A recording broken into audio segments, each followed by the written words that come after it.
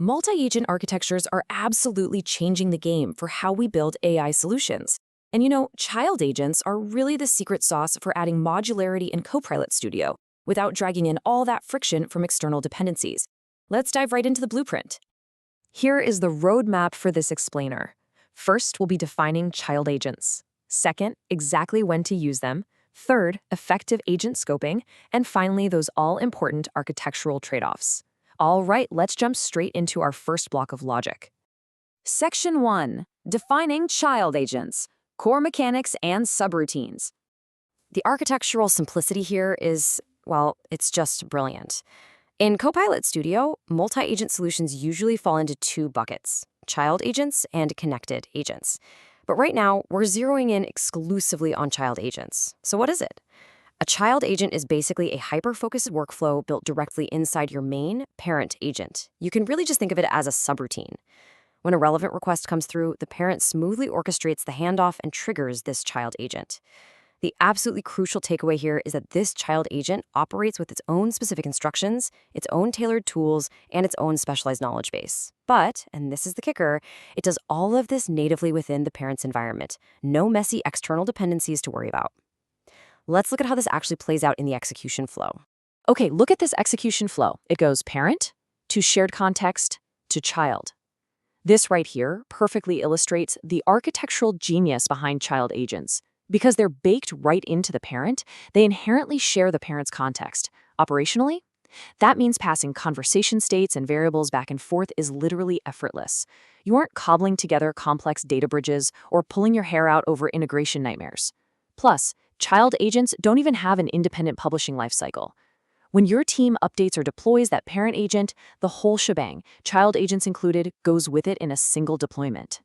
You get unified ownership. The exact same team that builds the parent co-owns and manages all of its child agents. To see the operational impact of this, let's look at a real-world system. Take this use case from Fabricum's support solution. They have a main support agent, and nestled inside that, a highly specific billing workflow. Now, billing is a textbook candidate for a child agent. Why? Because the exact same support team builds and maintains both pieces. They don't need to publish the billing workflow as some separate entity, and they definitely don't need to expose it to other, completely unrelated agents across the enterprise. It fits just perfectly inside the parent's agent's unified ownership model. This tightly integrated approach is an absolute game changer for reducing administrative overhead. So now that we've got the mechanics down, let's transition over to the strict decision matrix for exactly when to deploy them. Section 2. When to use them. We're talking deployment conditions. Knowing exactly when this specific approach makes technical sense is make or break. As AI architects, we have a pretty strict, almost binary checklist here. You should be building child agents when your team owns and maintains the entire end-to-end solution. Period. You go down this route when the subcomponents absolutely do not need to be published separately or accessed directly by users outside the parent. Furthermore, this is your go-to choice when there's no need for separate authentication, separate model configurations, or a separate application lifecycle management, or ALM process. And finally, the capabilities need to be specific to this single solution. These shouldn't be generic workflows you're planning to reuse across a dozen other enterprise agents. Actually, scratch that. If you do need separate ALM pipelines or cross-agent reuse, you'd want to look at connected agents instead. But for logical, clean separation within a single unified system, child agents are the way to go. Let's look at why scoping these components correctly is an absolute must for performance. Section 3. Effective agent scoping. Maximizing routing precision. All right, here is the operational trap we see teams fall into all the time. If an agent tries to juggle billing, tech support, and account management all at once, it becomes way too broad. It accumulates this massive, unwieldy list of tools. And when an agent has too many tools, especially ones with kind of similar descriptions, its routing accuracy completely tanks. The system literally gets confused about which tool to call, and that leads to catastrophic routing failures.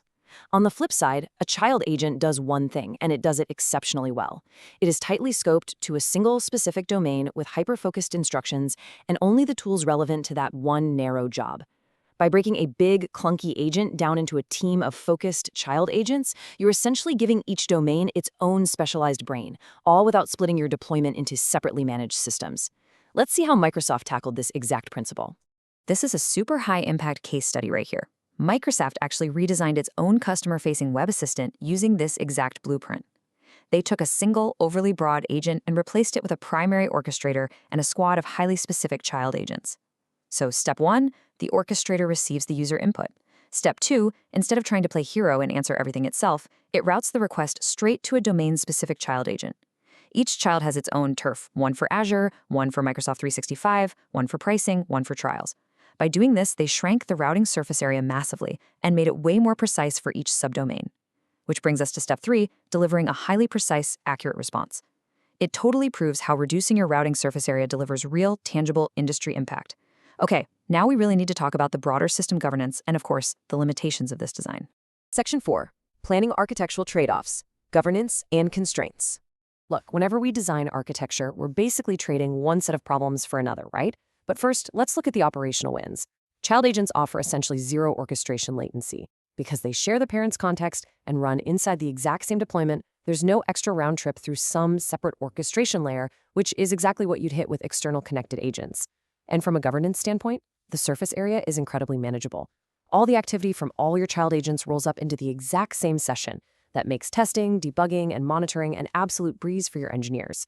You are managing one unified set of security rules and a single deployment pipeline, rather than chasing down several scattered pipelines across different teams.